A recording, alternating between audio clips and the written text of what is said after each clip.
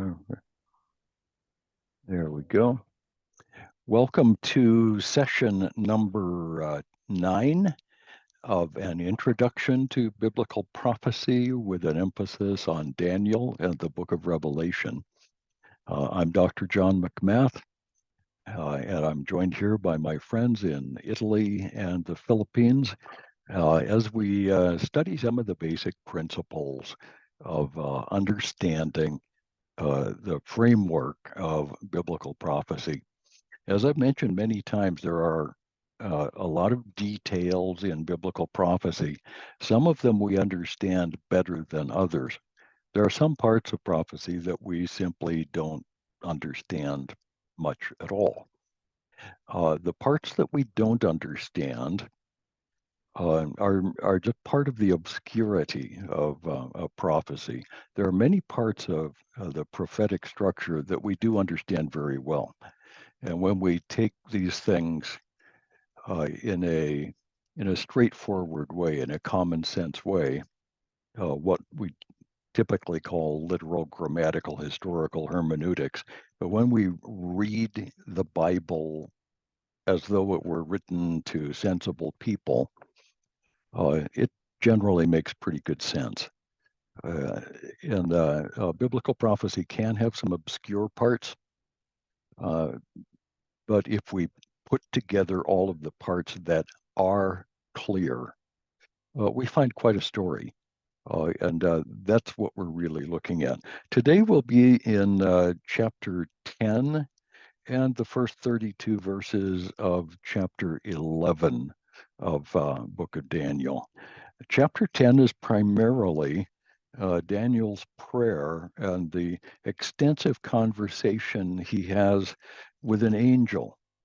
And this angel, sometimes identified as Gabriel, but not here, speaks of another angel whom he calls Michael, and their interactions with other angelic class beings that is in the form of a war in heaven.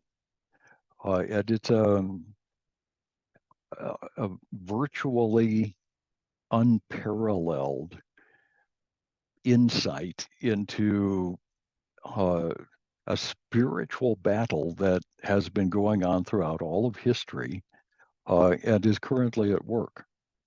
And there's a lot more about this that we don't know than what we do know. But the insights that we see here are fascinating, nevertheless. I'll lead you through this and show you what can be understood, because there's a great deal of it that we can't understand. But there's a lot that we do understand, and what we do understand helps to make sense of a lot of history and a lot of the movements that we see in history itself. So this is worthwhile, and we'll do the best we can as we launch in. Okay, let's see. Do I want to give you the outline here? Yes, I do. Let's share the screen. There it is. And there it is. It always amazes me when stuff shows up here. So all of chapters 10, 11, and 12 are looking at future historical events. This is all prophetic. Um, and chapter 11, down through verse 32, or maybe as far as verse 35, it depends on how you read certain bits, uh, can be understood as already historically fulfilled during the time of the Persians, the Greeks, and the beginning of the Roman period of history, what is sometimes called the intertestamental or the Hasmonean period. And most of us take take a kind of a break in our thinking process when we start trying to worry about the Hasmonean period, and I don't blame you. Uh, Mostly the details of of this period of history are interesting to historians uh, who happen to be studying that period, and the rest of us just know that a bunch of interesting stuff happened. There was Persia, there was Greece, there was Rome, there was stuff going on, and then the New Testament happens, and that's what we've all been waiting for. We get to the New Testament, and the life of Christ, the early church, the letters of Paul and Peter and James and John are uh, paramount. This is the mountaintop that we're looking for. The Hasmonean period is a time between the testaments that most of us simply don't study because there's nothing practical to gain from it. Daniel gives us some insight into what God is accomplishing during that period of time. And most importantly, this Hasmonean period appears to be a type or a pattern for similar events that will happen at the very end of history. So for that reason, we'll look at a little of this. As we get into chapter 11, I'm going to give you a whole slew of specific dates and names and places of events and stuff like that. And I'm going to say up front that I'd be just as happy if you didn't try to take really complete notes of every battle and every date and every king and all of that. What I really want you to know is that Daniel's predictions are quite detailed. But two, there is a careful obscurity built into each of those predictions. So Daniel doesn't give names, he doesn't give dates, he often doesn't give specific places. Well, so how do we know what he's talking about? Because after the thing has happened, we can put together Daniel's prediction with the literal fulfillment that happens in history, and we can match up the slots. The splines fit the grooves, as it were, and we discover the names of the kings involved. We discover the places where big battles took place. We can find the people who were involved in political assassinations. It's all in history, and that period of time is fairly well represented in primary source history. So when we go back to that, people like Tacitus and Josephus and several others, there's a lot of detailed stuff about this period, and it's well covered by uh, the major histories of the period. So these things are easy to find. Daniel doesn't give us dates and names and places. He speaks of the king of the north, who turns out to be Antiochus the whatever. He speaks of the king of the south, who turns out to be a Ptolemy in charge of Egypt. Um, and it's interesting in that way because there's a careful obscurity. However, once it has happened, there's a literal fulfillment.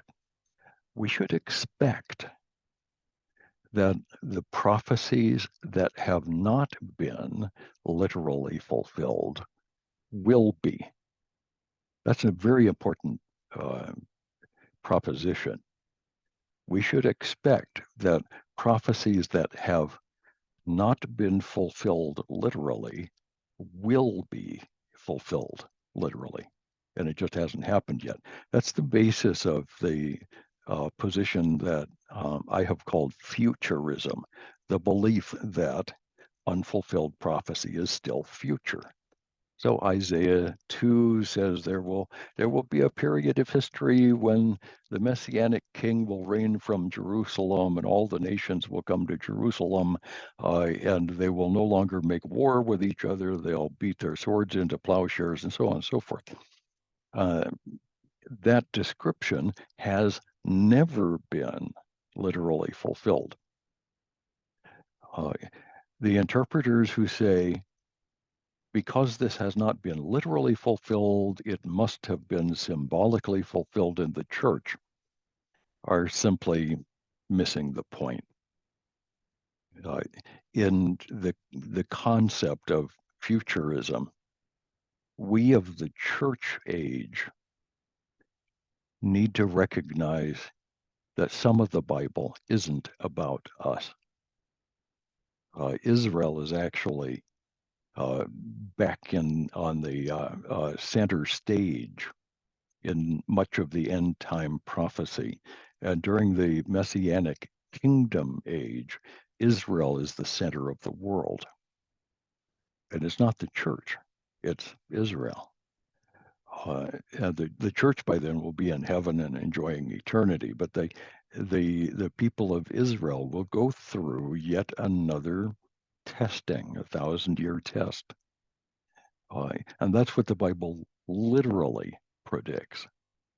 When we drop back and say, "Oh no, the church is the messianic kingdom, and there's no future for Israel, and none of these things will ever happen," literally, they're all fulfilled now.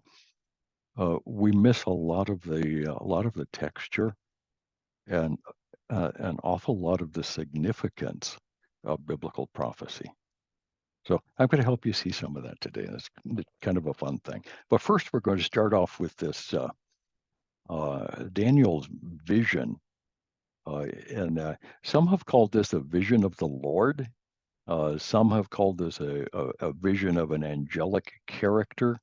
We're not told who this character is, but let's go through and we'll see what we're going to see. In the 3rd year of Cyrus, king of Persia, that is very early in the Persian Empire, a word was revealed to Daniel, who was named Belteshazzar, and the word was true, and it was about a great conflict. Okay, the word was true in the sense of uh, always existing in the mind of God. The term true has a variety of meanings. It can mean supported by a preponderance of evidence, like go to court, or it can mean logically consistent, as in a philosophy class. In the theological sense, a thing is true if it has been known to God since eternity past. God knows everything, and every true proposition exists eternally in the mind of God. Plato would have called this ideals, and we can call them whatever we want, but these are the fixed positions in history. God knows these things because they are true, and these things are true because God knows them. And a literal knowledge is actually required here. It's presupposed. So we're talking about something that is central. It is true. It is part of God's plan, and it was about a great conflict. And that part is important too.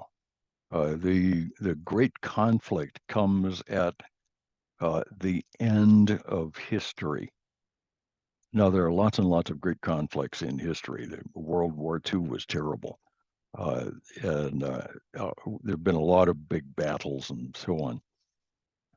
But what Daniel is looking at here is the climactic battle of the forces of good against the forces of evil, Satan versus God at the end of all of history.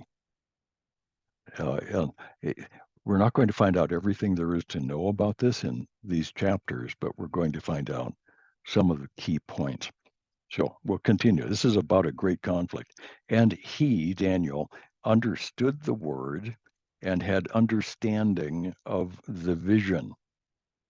The terms for understand, there are actually two different words in Aramaic. One means uh, to have a kind of intuitive knowledge of the thing. The other has a grasp of the details kind of knowledge. Uh, but for our purposes, Daniel understood. In those days, verse 2, I, Daniel, was mourning for 3 weeks. I ate no delicacies, no meat or wine entered my mouth, nor did I anoint myself at all for the full 3 weeks.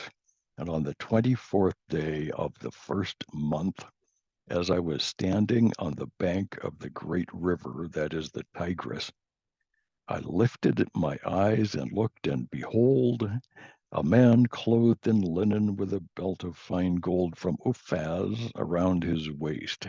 His body was like beryl, his face like the appearance of lightning, his eyes like flaming torches, his arms and legs like the gleam of burnished bronze, and the sound of his words like the sound of a multitude.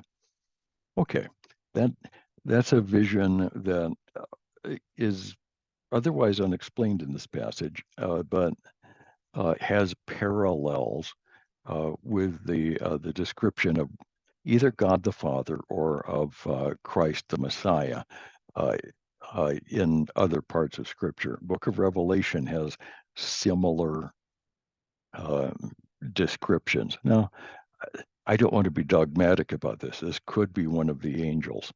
But this could also be Christ himself or God the Father making known the opening shots of this revelation. We're going to get one like a son of man who is certainly an angel. And whether these are one and the same person, we don't know. The important thing is that this message comes with all of the authority of God. And whoever this messenger is a messenger from God with God's ambassadorial authority. So this would be a frightening thing for Daniel. I, Daniel, alone saw the vision. The men who were with me saw nothing, but a great trembling fell upon them, and they fled to hide themselves. And so I was left alone and saw this great vision, and no strength was left in me. My radiant appearance was fearfully changed, and I retained no strength. I heard the sound of his words, and as I heard the sound of his words, I fell on my face in deep sleep, and my face to the ground. Okay, that again is the kind of response that we would expect with a theophany, a vision of God. And Daniel is responding as he should. And behold, a hand touched me and set me trembling on my hands and knees. And he said to me, O Daniel, man greatly loved, understand the words that I speak to you, and stand straight upright, for now I have been sent to you. And when he had spoken this word to me, I stood up trembling, and he said to me, Fear not, Daniel, for from the first day that you set your heart to understand and humbled yourself before your God, your words have been heard, and I have come because of your word. Okay, now this character is going to go on and tell about his journey. And at this point, this sounds an awful lot like an angel, which is where some have assumed that this is Gabriel. And it makes the interpretation a little easier, but it doesn't matter a whole lot. At the bottom line here is that God has sent one with a message for Daniel, and it's an extraordinarily important message.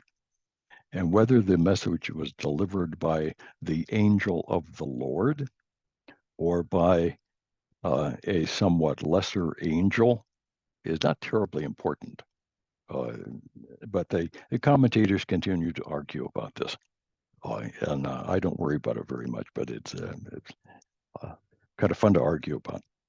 And verse 13 is fascinating. This is crazy. If this is God Himself, then we've got all kinds of interesting problems. If this is an angel of the status of, say, Gabriel, an archangel, then maybe it makes a little more sense. But I would expect even Gabriel to have tremendous power. So you can imagine the amount of power that's being expended in this battle.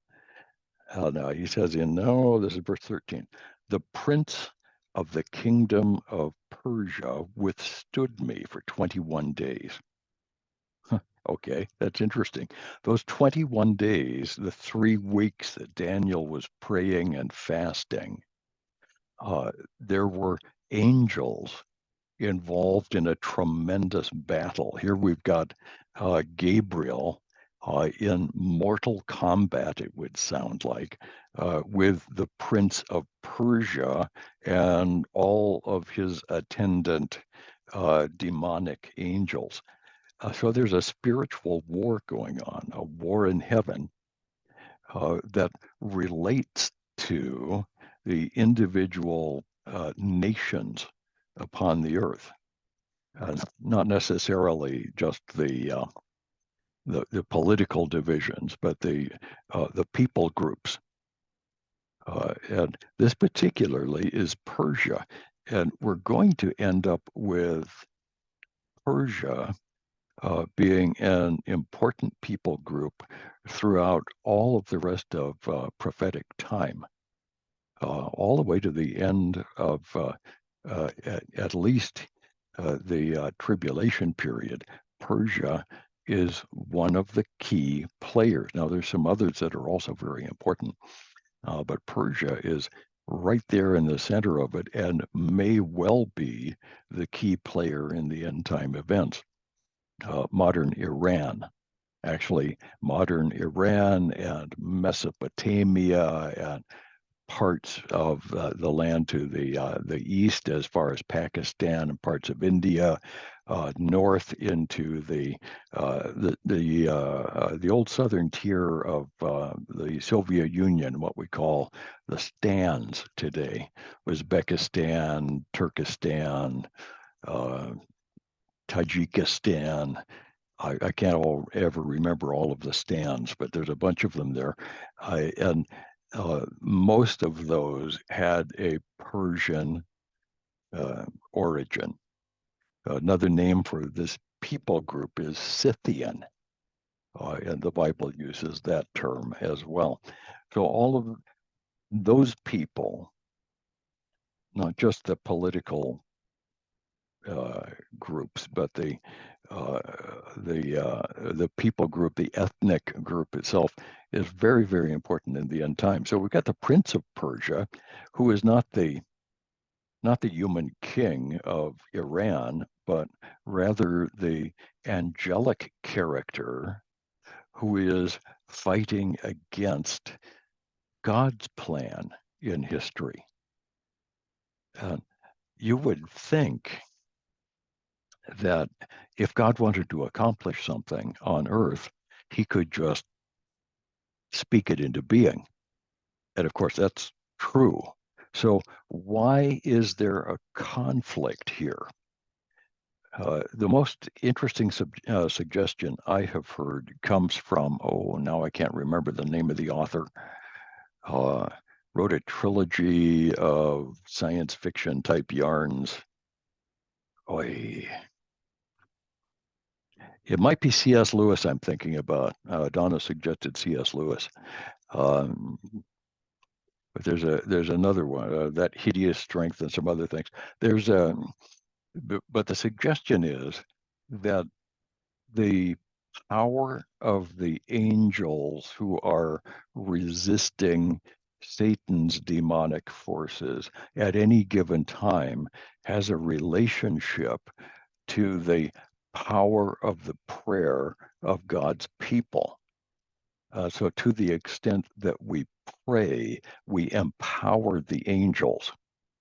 It's a fascinating thesis. I can't prove it or disprove it, but this passage gives the suggestion that for the 3 weeks that Daniel was struggling in prayer, the prince of Israel was struggling with the prince of Persia.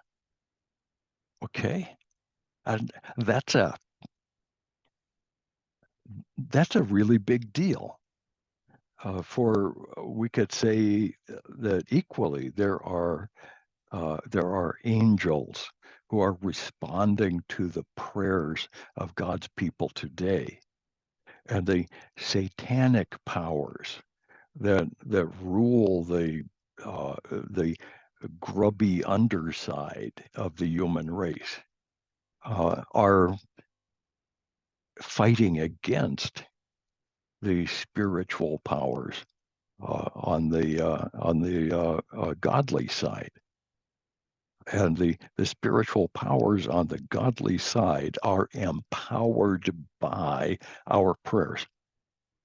And again, I'm not sure I can prove that.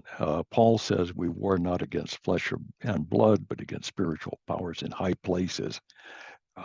And he may be referring to exactly the same battle that happens at a spiritual level. So the importance of prayer cannot be underestimated. And to the extent that we learn how to pray, we can do some good in this world because we tap into the angelic power and we can begin to push back the demonic power. All right. Enough of that. Some of that gets a little esoteric, but it's interesting. So the prince of the kingdom of Persia withstood me 21 days, but Michael, one of the chief princes, came to help me. For I was left there with the kings of Persia and came to make you understand what is to happen to your people in the latter days. Okay, so we've got uh, this character who may be Gabriel, maybe the angel of the Lord himself. Um, we've got the introduction of Michael, another angel who is usually associated with Israel. Gabriel is usually associated with Israel. Um, is that I'm going to tell you all about what's going to happen to your people, which again is the nation of Israel, the Jewish people, in the latter days. The term latter days always refers to the end of history, the prophetic, climactic end of history just before judgment happens. So this again is this is very significant. The message that we're going to see in the rest of the book of Daniel is about the end of history. There's a passage here that we're going to look at today that's about the immediate future, the next several hundred years after Daniel's time. But at a specific point in chapter 11, we're going to run beyond the historical time, and we'll be looking directly at the future. So let's continue this. The vision of what's to happen to your people in the latter days, for the vision is for days yet to come. When he had spoken to me, according to these words, I turned my face toward the ground and was mute, and behold, one in the likeness of the children of men touched my lips. Now, this is another character, yet again, this is neither Gabriel nor Michael nor the angel of the Lord. This is a lesser angel, perhaps, looking like a human being. Touched my lips, and I opened my mouth and spoke. I said to him who stood before me, O my Lord, by reason of the vision, pains have come upon me. I retain no strength. How can my Lord's servant talk with my Lord? For now no strength remains in me, and no breath is left in me. And again, one having the appearance of a man touched me and strengthened me. And he said, O man greatly loved, fear not. Peace be with you, be strong and of good courage. And as he spoke to me, I was strengthened and said, Let my Lord speak, for you have strengthened me. Then he said, Do you know why I have come to you? Good question. But now I will return to fight against the prince of Persia. And when I go out, behold, the prince of Greece will come. But I will tell you what is inscribed in the book of truth. There is none who contends by my side against these except Michael, your prince. Okay, basically what we're looking at here is Israel against the world. The Gentile powers right now are preparing for a huge battle. Persia is the historic power that took over after Babylon. Babylon conquered Jerusalem in 606. Persia conquered Babylon and by default Jerusalem in 537. Greece will come by in 330 something. Okay, those are the first three beasts in the four beast or four statue part sequence.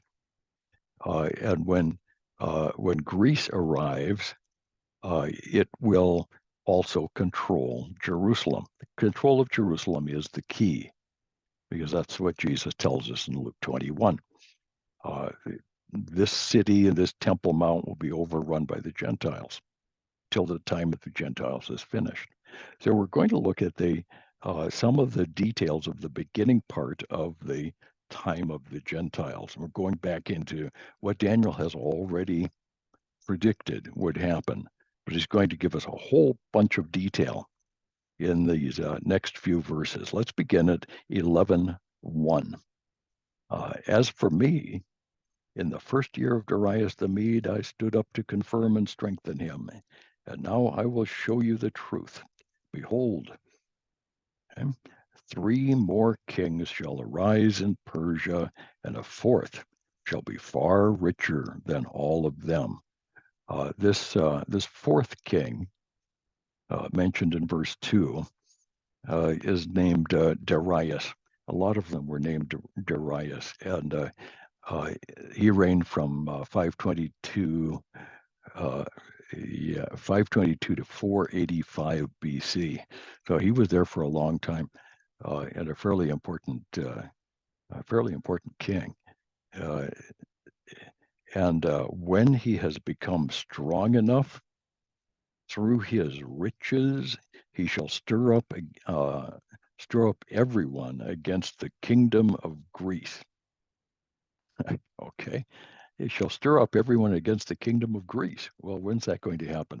When did Persia go after Greece? The great battle that historians call the turning point in the relationship between the Greek or Macedonian power and the Persian power happened at Marathon on the shores of the Greek peninsula in 490 BC during the reign of Darius. So this is precisely fulfilled, and the Greeks won that battle. Sent a runner the 27 miles back to Athens to proclaim the victory. And so we all remember that by running the occasional marathon.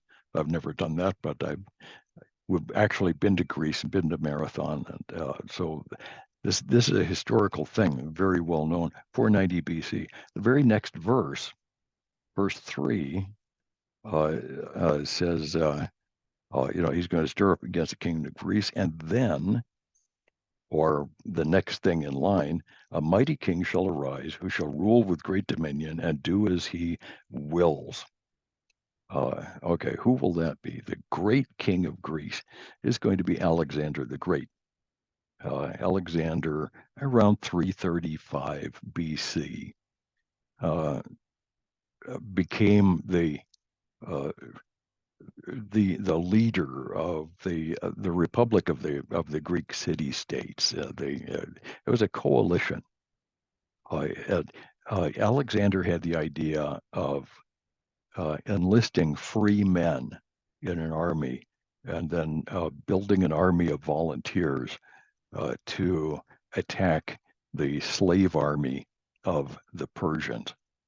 The idea of a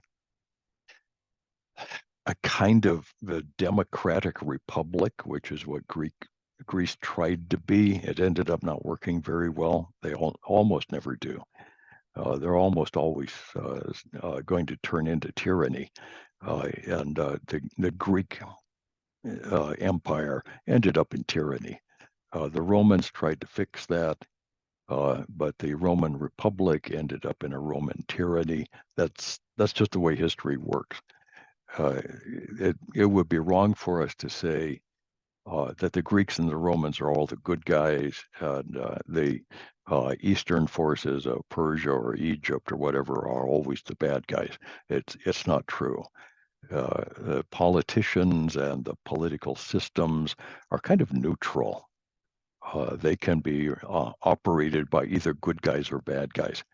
When they're operated by good guys, there tends to be individual freedom. When they're operated by bad guys, there tends to be tyranny and totalitarianism.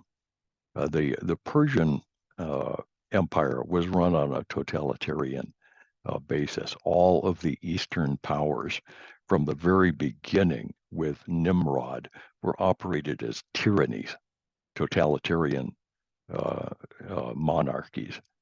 The Western powers that begin to inherit the world after 335 BC with Alexander tended to be built on a concept of freedom and independence, often uh, not permanent, but it's a different set of ideals. So there's a shift in power that's being spoken of here between the Eastern totalitarianism ideals and the Western individual freedom and liberty ideals. And these, again, are human ideals. To some extent, they can be tempered by biblical concepts. Uh, so there are Western kingdoms like Great Britain that were often not tyrannical.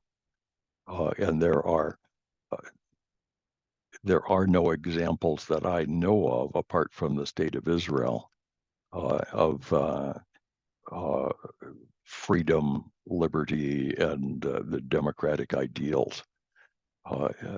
It just doesn't seem to happen in the eastern part of the ancient world. So there we are. We've got a mighty king arise. That's Alexander the Great. He'll rule with dominion, do as he pleases. And as soon as he has risen, which verse am I in? Verse 4, his kingdom shall be broken and divided toward the four winds of heaven, but not to his posterity, and not according to the authority with which he ruled. For his kingdom shall be plucked up and go to others besides these. Just like the beast from the sea that had the four horns. This is the one horn broken off and four horns rise in its place. This is Alexander the Great, dead at the height of his power, and the kingdom broken up amongst the four generals. And for our purposes, the Ptolemaic king of Egypt and the Seleucid kings of Syria are the king of the south and the king of the north, respectively. And this actually happened when Daniel died, and his four generals took over the kingdom. And so we're going to go on into this thing. I plucked up, okay, verse 5, and the king of the south shall become strong, but one of his princes shall be stronger than he, and shall rule, and his authority shall be a great authority. Okay, the king of the south is going to be Ptolemy. The first general is Ptolemy, and we call this the Ptolemaic dynasty. Uh, uh, this is going to go on for quite a while. Verse 5 simply introduces him. And he's got a great authority in the south. After some years, and the period of time here is about 75 years, so around 250 BC, the king of the north and the king of the south, shall make an alliance, and the daughter of the king of the south shall come to the king of the north to make an agreement. Now, what this means, the agreement that they're going to make is a marriage. Okay, so the daughter of the king of the south is a young lady by the name of Bernice.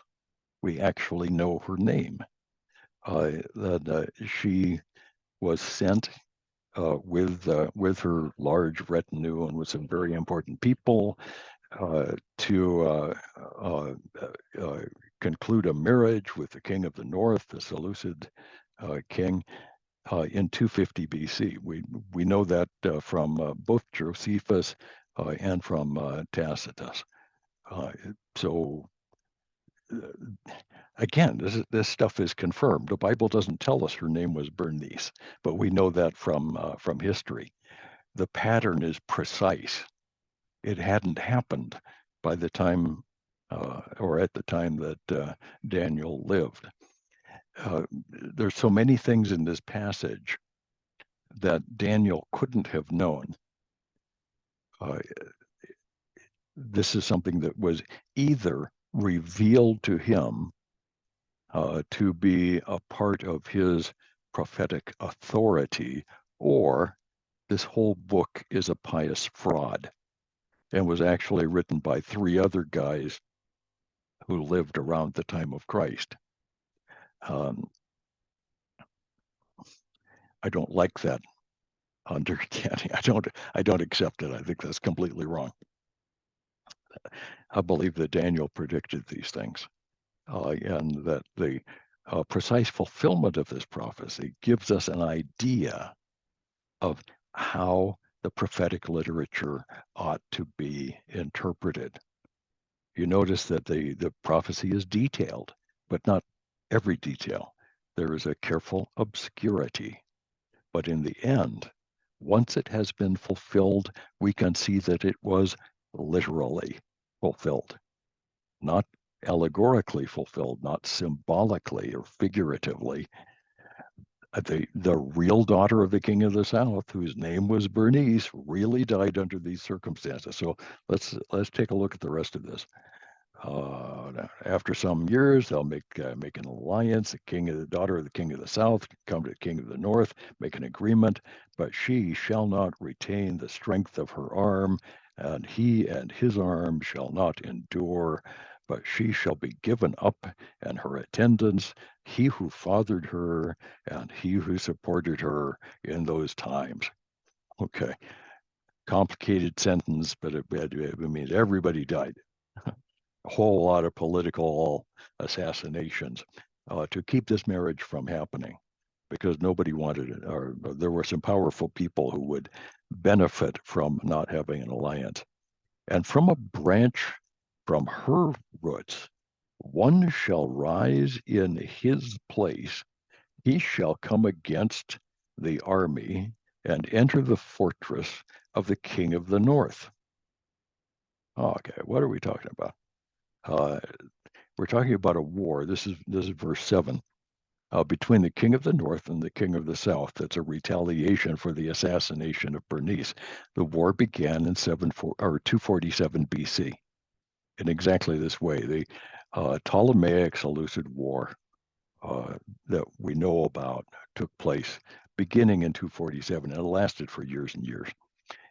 By the time we get down to verse 10, and I'll just jump down here and look at verse 10, his two sons shall wage war and assemble a multitude of great forces which shall keep coming and overthrow and pass through, and again shall carry the war as far as his fortress. Then the king of the south, moved with rage, shall come out and fight against the king of the north, and he shall raise a great multitude, but it shall be given into his hand. And when the multitude is taken away, his heart shall be exalted, he shall cast down tens of thousands, but he shall not prevail.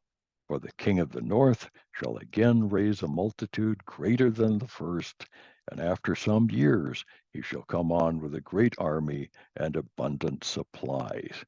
Okay, well that sounds complicated. Uh, there's a northern invasion that takes place in about 226, 25. The southern counterattack takes place in 221. Okay, so and those things actually happen. We know about these wars took place over a period of roughly 3 decades, which is a long time. This was a brotherly civil war in effect, a very unstable time. Verse 14 introduces something very interesting. In those times, many shall rise against the king of the south, and the violent among your own people shall lift themselves up in order to fulfill the vision, but they shall fail. Ooh, your own people going to war? This actually takes place in 198 BC. Josephus gives us a tremendous amount of detail about this war, which is called the First Jewish Rebellion. Now that's in verse 14. I'm going to read some of the rest of this. And then the king of the north shall come and throw up siege works and take a well-fortified city, and I've forgotten the name of that city. I should remember it, but I can't. And the forces of the south shall not stand, or even his best troops, for there shall be no strength to stand. But he who comes against him shall do as he wills, and none shall stand before him, and he shall stand in the glorious land with destruction in his hand. Okay, now we're introduced to the leader of this Seleucid army, and he'll come to the glorious land uh, during the time that the first Jewish rebellion is underway. The Jews are upset with this whole Greek rule thing. They're not on his side at all, and he, whoever this character is, shall uh, set his face to come with the strength of his whole kingdom, and he shall bring terms of an agreement and perform them. He shall give him the daughter of women to destroy the kingdom, but it shall not stand or be to his advantage. The he who gets into the middle of all of this is actually a Roman commander by the name of Scipio, and he arrived after the first Jewish rebellion broke out, and with the Ptolemies and the Seleucids beating on each other. Scipio is the commander who comes from the coastlands in verse 18. He arrives around 190 BC. Right in the midst of all this, the daughter of women, who is very obscure there in verse 17, is probably Cleopatra, the same Cleopatra who is so famous in Hollywood. Very little that is in any of the movies that we see was actually true. But Cleopatra really was a very famous and very not so nice queen of Ptolemaic Egypt. She was definitely in there. So verse 18. Let's see if I can find it again. I hate it when I leaves it. The one who comes, you do as he will, and then I stand 18. Okay. Just got to find my number here. Afterward, he shall turn his face to the coastlands and shall capture many of them. But a commander shall put an end to his insolence. Indeed, he shall turn his insolence back upon him. Then he shall turn his face back toward the fortresses in his own land, but he shall stumble and fall and shall not stand. Now, the name of this particular king who is confronted by this commander from the coastlands, Scipio, is probably Antiochus Epiphanes. Very likely. Now, it could be an earlier Seleucid king, but it's probably Antiochus Epiphanes. Verse 21 gives us a little more detail about him. And he'll turn back and face the fortresses and so on. Verse 20, then shall arise in his place one who shall send an exactor of tribute for the glory of the kingdom. Okay, a tax collector. But within a few days he shall be broken, neither in anger nor in battle. It's an assassination. In his place shall arise a contemptible person to whom royal majesty has not been given. Okay, a usurper. So this character who was put in his place probably by Scipio is this contemptible usurper. And the name of this guy is Antiochus Epiphanes. Epiphanes is the name he called himself. The Jews called him Antiochus Epimanes, which means the madman or the crazy guy. And his reign lasted from 175 to 164 BC. And he is, by many, taken to be a type of the Antichrist of the end time. Now, if Antiochus Epiphanes, who died in 164, is the Antichrist, then the end of time happened about then, and the final judgment happened about then, and we are now in the eternal kingdom and have been ever since then. Christ comes immediately afterwards, and the church age is the kingdom age, and here we are.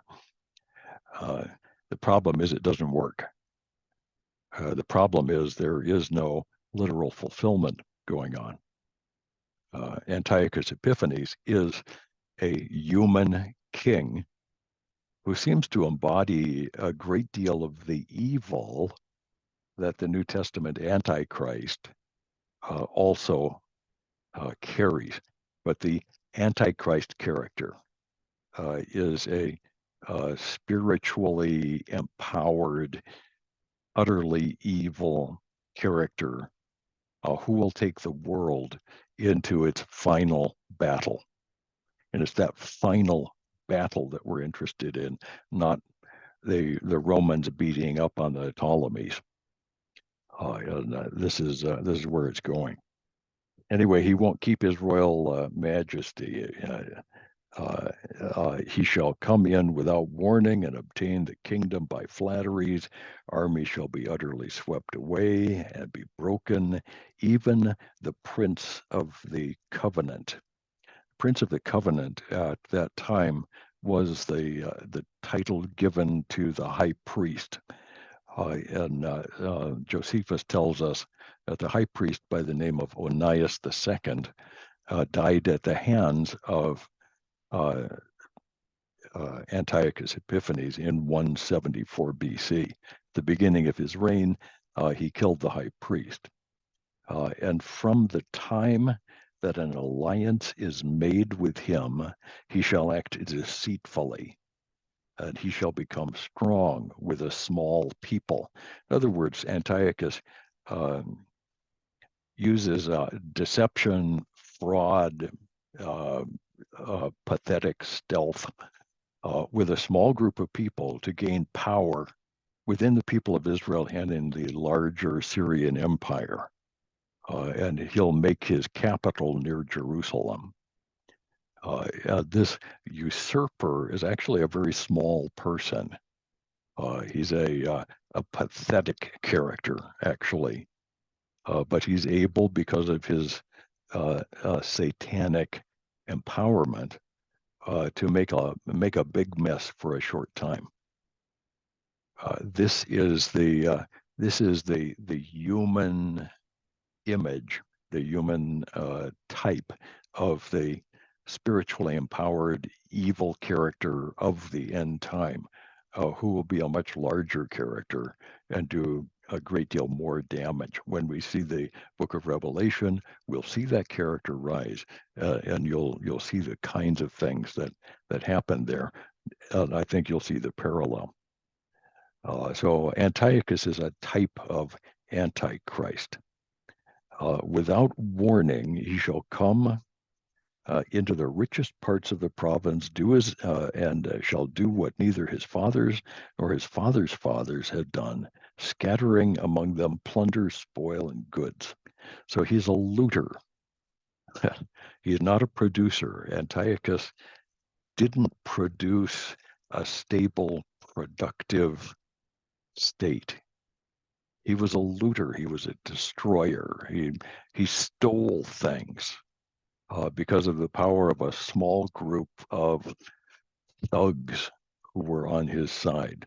But this only lasted for a time, and he shall stir up the power and his heart against the king of the south, and a great army, and the king of the south shall wage war, an exceedingly great and mighty army, but he shall not stand, for plots shall be devised against him. This is the threat of war during this whole time. Even those who eat his food shall break him. His army shall be swept away. Many shall fall down slain. And as for the two kings, their hearts shall be bent on doing evil. So there aren't any good guys in this story so far. They shall speak lies at the same table, but to no avail. Okay, some have called that the definition of diplomacy. You get two diplomats sitting out on either sides of a table lying to each other for hours on end, and afterwards they put out a communique saying this was a productive meeting. Okay, not so much. The ships at that time pointed, he shall return. This is verse 29.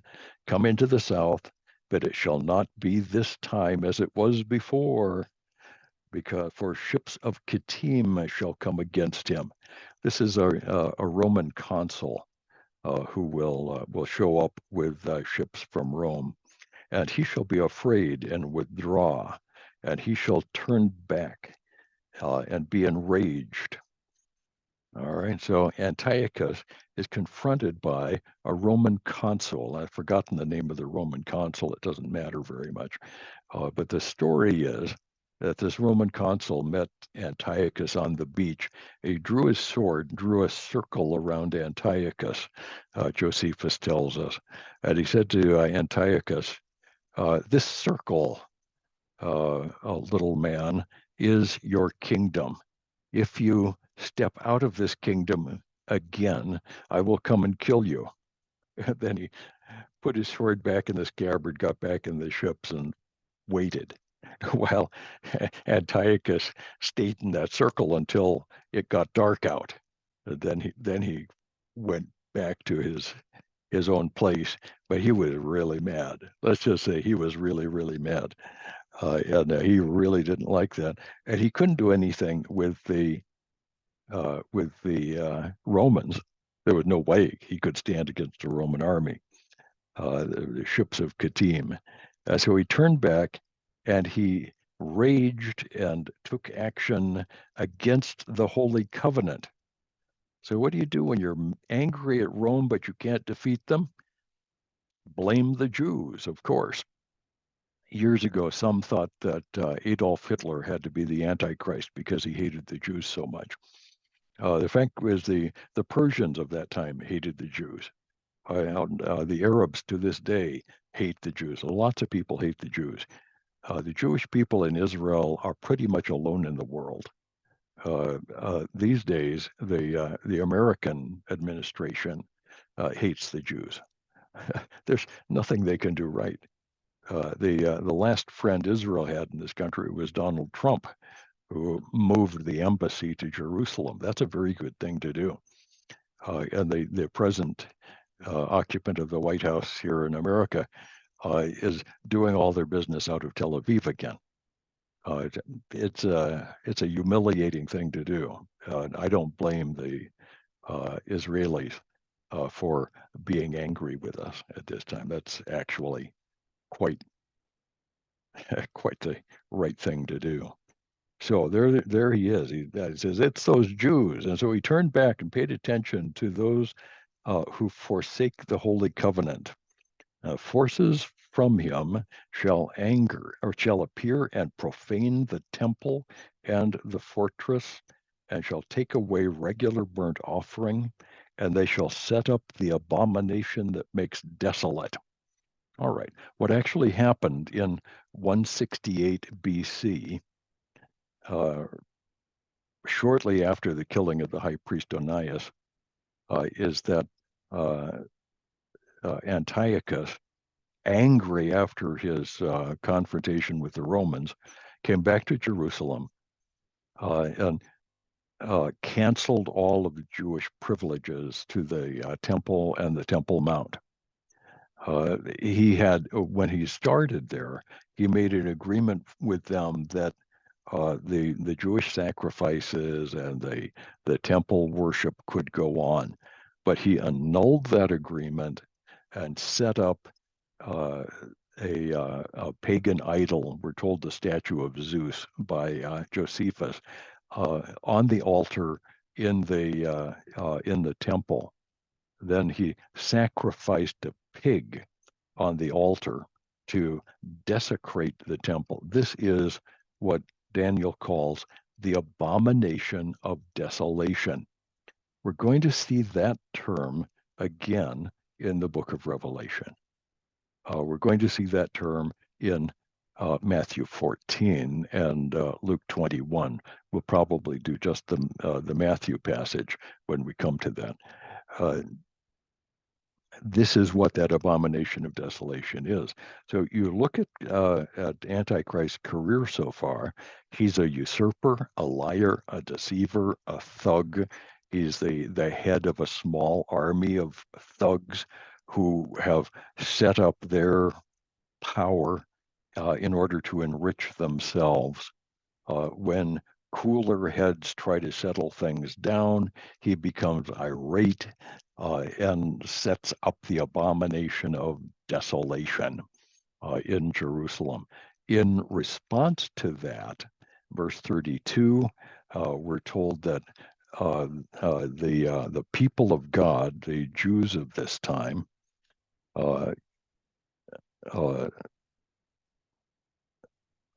tried to profane the temple. While the forces from Antiochus profaned the temple and took away things. They set up the abomination that makes desolate.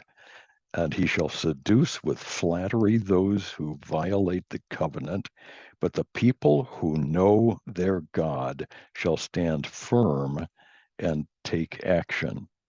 And the wise among the people shall make many understand, though for some days they shall stumble by sword and flame, by captivity and plunder. And when they stumble, they shall receive a little help, and many shall join themselves to them with flattery, and some of the wise shall stumble, so that they may be refined, purified, and made white until the time of the end, for it still awaits the appointed time. Okay, what's all that about?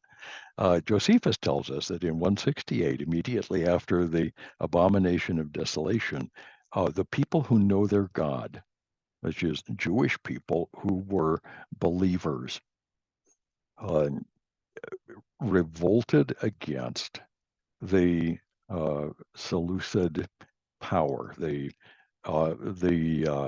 usurper Antiochus. This is called the Maccabean Revolt. Judas Maccabee. It means Judas the Hammer. It was his nom de guerre, or his nickname during the war. Judas Maccabeus led the revolt against Seleucus, and for a time there was a